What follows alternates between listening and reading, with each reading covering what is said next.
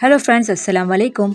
खुमार ड्रामे की पिछले एपिसोड हमारे चैनल पर जाकर देखें। एपिसोड नंबर 21 में हरीम किचन में बर्तन धो रही होती है। फाइज उसे आके बोलता है, तुम ये सब क्या कर रही हो? मुझे लगता था कि तुम ये काम शौक से कर रही हो, लेकिन यहाँ मामला तो कुछ और है। और कहता है कि हामिद कहाँ है? वो भी इतने दिन से। इस घर का किचन का मैनेज करना बहुत आसान नहीं है। आखिर किसने तुम्हें इतनी बड़ी जिम्मेदारी दी है? वहाँ से फाइज की माँ आ जाती है। फिर हरीम उसकी माँ की शक्ल देखकर बोलती है कि मैं अपनी खुशी से ये सब कर रही हूँ, सबके दिलों में जगह बनाना और सबसे बढ़कर आपके दिल में खुशी और सुकून का सबब बनना। फिर फाइज की माँ बोलती है कि हरीम कि फाइज तुम भी यहाँ पर आ गई, और हरीम को कहती है कि तुमने अपना हुलिया क्या बना के रखा है? हमना के घर वाले देखेंगे तो क्या सोचेंगे? और तुमने ये अपनी खुशी से किचन का काम संभाला है, इसलिए मैं मना नहीं करती, लेकिन मेरी मर्जी और खुशी का भी ख्याल रख कर लिया करो। थोड़ा सा तैयार हो जाया करो, अभी तुम दोनों की नई नई शादी हुई है। और कहती है कि तुम्हें इस तरह से देखकर फाइज क्या सोचता होगा, जो डर है कि मुझसे बदगुमान ही ना हो जाए। तो फिर हरीम कहती है कि ठीक है मम्मी, मैं अभी जाकर ड्रेस चेंज कर लेती हूँ। और फाइज को कहती है कि तुम भी आ जाओ, आके डिनर कर लो। वहाँ हमना की माँ फाइज की माँ की बहुत तारीफें कर रही होती है। वहाँ से हरीम चाय लेकर आती है। फिर वहाँ हरीम को देखकर उसकी सास कहती है कि खेल से पहले ही खिलाड़ी की तारीफ कर दी। अभी तो खेल की शुरुआत है, आपने इख्तिताम से पहले ही खिलाड़ी की तारीफ कर दी। फिर उसकी वहाँ बेटी भी उसके साइड लेकर बोलती है, मम्मी को तो सियासत में होना चाहिए। तो हरीम कहती है, सियासत और मोहब्बत करने वालों में यही फ़र्क होता है लाइबा। मोहब्बत करने वाले अपने मुखालफिन को सीने से लगाते हैं, दीवार से नहीं। ये तो अपनी अपनी चॉइस है, कौन दिलों पर हुकूमत करना चाहता है और कौन सरों पर। ये बोलकर यहाँ से चले जाती है। उसकी सास टेढ़ा मुँह करके देख रही होती है। वहाँ फाइज अपने कमरे में बैठा हुआ होता है। हरीम चाय लेकर आती है। तो हरीम पूछती है कि क्या हुआ? तो फाइज कहता है कि कुछ नहीं। फिर फाइज कहता है कि तुम्हें पता है हरीम जब परेशानी गैरों से मिलती है ना, तो उस बीमारी की तरह होती है जिसकी शिद्दत बहुत कम होती है, लेकिन वही परेशानी जब अपनों से मिलती है तो एक दीमक बनकर वजूद को खाने लगती है।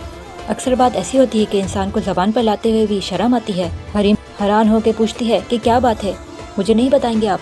तो फाइज कहता है कि तुम भी तो मुझसे छुपाती हो, तुम भी तो अपने दिल की बातें, सारी बातें मुझसे छुपाती हो। तो हरीम कहती है कि क्या मतलब, मैं समझी नहीं। तो फाइज कहता है, मतलब कि तुम्हारा हुलिया जो मुझसे कह रहा है वो ज़बान पे क्यों नहीं लाती? और कहता है कि मुझे अच्छा नहीं लगा कि तुम ऐसे तो सबके सामने आई, अपना ख्याल रखा करो। और कहता है कि मैं खाना ऑर्डर कर रहा हूँ, साथ में खाएंगे, और जो ड्रेस लगाया था ना मैं, वो पहन के आओ, उसमें बहुत अच्छी लगती हो तुम। फिर हरीम तैयार होकर आती है और ये लोग डिनर करने बैठते हैं। फिर बाद में फाइज से हो जाता है। हरीम बैठी हुई सोच रही होती है नासिर की वो सारी बातें, और सोचती है कि फाइज को कैसे बताऊं। और उसकी सास और नन जो उसको बोलती हैं सियासत के बारे में, और वो भी सोच रही होती है और परेशान होती है। फिर दूसरे दिन नासिर के पास आती है और उसे पैसे देती है, खुशी की कीमत देने आई हूँ, और बोलती है कि एक और बात बता दूँ तुम्हें कि अब मैं परवाह नहीं करूँगी तुम्हारी गलत बात और तुम्हारी गलत इल्ज़ामात का नतीजा क्या होगा, क्योंकि मुझे अपनी नहीं फाइज की परवाह है। तो नासिर कहता है कि कर भला तो हो भला, अंत भला तो सब भला। और बोलती है कि इसके बाद तुम्हें देने के लिए मेरे पास कुछ भी नहीं है। तो नासिर कहता है कि ये 5, हमारी बात तो 10 में तय हुई थी। तो हरीम कहती है, खुदा का खौफ करो और मेरी जान छोड़ दो। फिर वहीं पर उसकी सास का फ़ोन आता है और कहती है कि मेरी अभी रूफ़ी से बात हुई, तुम तो वहाँ गई ही नहीं। तो बोलती है कि क्या आपने रूफ़ी भाई को फ़ोन कर दिया? मैं तो बस रास्ते में हूँ, बस जा रही हूँ। तो उसकी सास कहती है कि रास्ते में कहीं रुक गई हो किसी और से मिलने? तो कहती है कि नहीं, मैं एक दोस्त के घर आ गई थी, दोस्त की तरफ आ गई थी, बस पहुँचने वाली हूँ घर। फिर नासिर की सास को फ़ोन करता है और कहता है कि लक्ष्मी पहुँच गई है मेरे पास, शुक्रिया। तो हरीम की सास कहती है, दीमक किस हद तक फैल सकती है, मैदा भी अपनी गुंजाइश से ज़्यादा भर जाए तो कभी कभार फट पड़ता है। और कहती है कि अपनी औकात में रहना, समझ गए ना? फिर वहाँ हमना अपने घर में बैठी हुई होती है, अपने शौहर को सेपरेट होने का कहती है। तो उसका शौहर कहता है कि डैडी से मैंने बात तो की है, मैंने अपना हिस्सा मांगा है, ऑब्वियसली जब वो मेरा हिस्सा नहीं देते तो मैं कुछ भी नहीं कर सकता। एक दफ़ा मेरे सारे एसेट्स तो मेरे पास ट्रांसफ़र हो जाएं, फिर हम कनाडा शिफ्ट हो जाएंगे, और इनफैक्ट मैं मम्मी डैडी को जब ही बताऊंगा। इसकी सास भी उसे समझाती है, अभी किसी को ना बता, तुम्हारे पापा तो समझ जाएंगे लेकिन तुम्हारी माँ नहीं समझेगी। तुम्हारी माँ को आदत है हुकूमत चलाने की सब पर, चाहे वो बेटा हो या नौकर। फिर हमना कहती है कि लेट मी द पॉइंट की बात करते हैं। कहती है कि यहाँ पे सब मम्मी पापा वाइंड अप करते हैं, पैकिंग करते हैं, जब तक तुम अपना हिस्से की बात कर लो, जब तक तुम अपना हिस्सा कलेक्ट कर लो, प्रॉपर्टी के मामलात को जल्दी सॉर्ट आउट कर लो, क्योंकि हम वापस नहीं आएंगे। वहाँ فائز کا باپ فائز کو کہتا ہے کہ اگر تم اسی طرح چلتے رہے نا، اپنے بزنس میں پارٹنر کروں گا، نہ ہی اپنی جائیداد کا حصہ بناؤں گا۔ اور اس کا باپ کہتا ہے کہ کچھ تو شرم کرو، اپنے بھائی کو دیکھو کتنا اچھا بزنس سنبھال رہا ہے۔ اور اس کا باپ کہتا ہے کہ یہ ہمیں چور چکا سمجھتا ہے، شرم کرو۔ اور کہتا ہے کہ تم ان خیالات کے ساتھ اس دنیا میں زندگی نہیں گزار سکتے، دنیا کو دنیا کے حوالے سے جواب دینا پڑتا ہے۔ تو فائز کہتا ہے کہ معاف کیجیے گا ڈیڈی، نہ ہی مجھے اس ایسی دنیا میں انٹرسٹ ہے، نہ ہی ایسے بزنس میں۔ یہ کرپشن، دھوکے بازی اور جھوٹ کی دنیا اور بزنس دونوں آپ کو مبارک ہو۔ پھر وہاں سے چلا جاتا ہے تو اس کی ماں بولتی ہے کہ یہ تھوڑا جذباتی ہے، اس کو تھوڑا مختلف طریقے سے سمجھانا پڑے گا۔ تو اس کا باپ کہتا ہے کہ آپ ہی ہینڈل کریں اسے، ویسے بھی مجھے گدھوں میں کوئی انٹرسٹ نہیں ہے، مجھے تو میدان میں گھوڑے اچھے لگتے ہیں۔ تو فائز کی ماں کہتی ہے اب یہ جس جال میں پھنسنے والا ہے وہ اس قابل رہے گا نہیں کہ دنیا سے سوال کرے۔ تو فائز کا باپ بولتا ہے کہ اچھا ہمیں بھی تو پتہ چلے کہ یہ کون سا جال ہے۔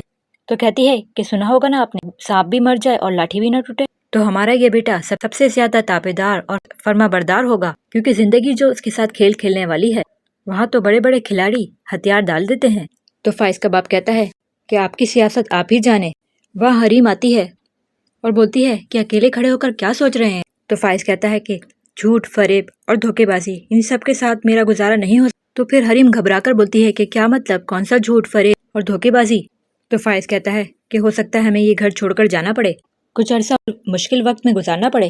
پھر حریم سوچتی ہے کہ شکر وہ بات نہیں ہے، اور کہتی ہے کہ آپ کو لگتا ہے کہ میں مشکل وقت سے گھبرانے والی ہوں، اور کہتی ہے کہ آپ میرے ساتھ ہیں تو میں مشکل سے مشکل وقت کا سامنا کر سکتی ہوں، بس آپ میرے ساتھ رہیے گا۔ اور کہتی ہے کہ پلیز کبھی مجھ سے دور نہیں ہوئیے گا۔ تو فائز کہتا ہے کہ تمہیں پتہ ہے حریم، جب میں تمہیں دیکھتا ہوں تو مجھے منزل نظر آتی ہے، تم میرا راستہ ہو، اور اپنی منزل اور راستے کو چھوڑ کر کوئی جا سکتا ہے؟ اور کہتا ہے کہ میرے لیے ہمیشہ ایسے ہی رہنا، جیسے ایک مسافر کے لیے چھاؤں ہوتی ہے۔ پھر اسے گلے لگا لیتا ہے، پھر ایک دوسرے کو دیکھتے رہتے ہیں۔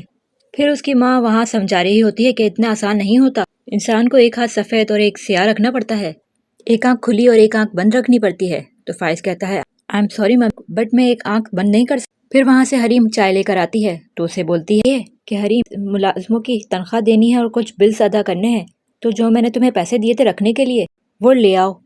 تو حریم کہتی ہے کہ کون سی رقم، میں سمجھی نہیں۔ اور وہ کہتی ہے کہ وہ جو میں نے تمہیں 5 لاکھ دیے تھے اور کہا تھا کہ سنبھال کے رکھنا۔ تو حریم کہتی ہے کہ جی مجھے یاد آیا، مجھے دیے تھے، لیکن آپ نے مجھ سے کہا تھا کہ یہ میری اور فائز کی شادی کا گفٹ ہے۔ ساس کہتی ہے کہ کمال کرتی ہو کہ میں اتنی معمولی سی رقم تمہیں شادی کی گفٹ دوں گی، شادی کا گفٹ دوں گی۔ ہاں شادی کا گفٹ کا میں نے کہا تھا، لیکن ان پیسوں کا اس سے کوئی تعلق نہیں ہے۔ یہ سن کر پریشان ہو جاتی ہے۔ تو حریم کہتی ہے کہ میں معافی چاہتی ہوں، لیکن وہ رقم میرے پاس نہیں ہے۔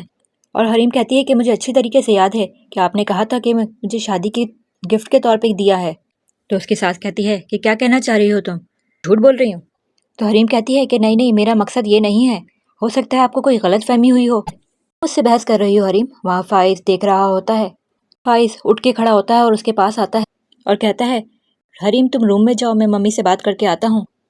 تو پھر فائز بولتا ہے کہ آئی یو شور، آپ نے یہ امانت کے لیے دی تھی وہ رقم، تو تم مجھ پہ شک کر رہے ہو؟ اگر میں نے دی نہ ہوتی تو تم مانگتی کیوں؟ بھائی گھر میں 100 خرچے ہوتے ہیں، گیس چاہیے ہوتا ہے، اس لیے اس کے پاس رکھوا دیا تھا۔ اور کہتی ہے کہ جاؤ مجھے لا کے دو، مجھے بلز کلیئر کرنے ہیں۔ پھر فائز چلا جاتا ہے اپنے روم میں، پھر وہ بیٹھ کر وہی بات حریم کی سوچ رہی ہوتی ہے، جیسے اس نے چیلنج کیا تھا وہی سوچتے رہتی ہے کہ اب مزہ چکاؤں گی اسے۔ اور ڈرامہ یہیں اینڈ ہو جاتا ہے۔ نیکسٹ ایپیسوڈ کے لیے ہمارے ساتھ بنے رہیے، ہماری ویڈیو کو لائک اور ہمارے چینل کو سبسکرائب کر کے ساتھ میں لگے بیل کے آئیکن کو پریس کر لیں تاکہ آپ کو نیو ویڈیو کا نوٹیفیکیشن ملتا رہے، اور کامنٹ میں اپنی رائے کا اظہار ضرور کریں۔ اللہ حافظ۔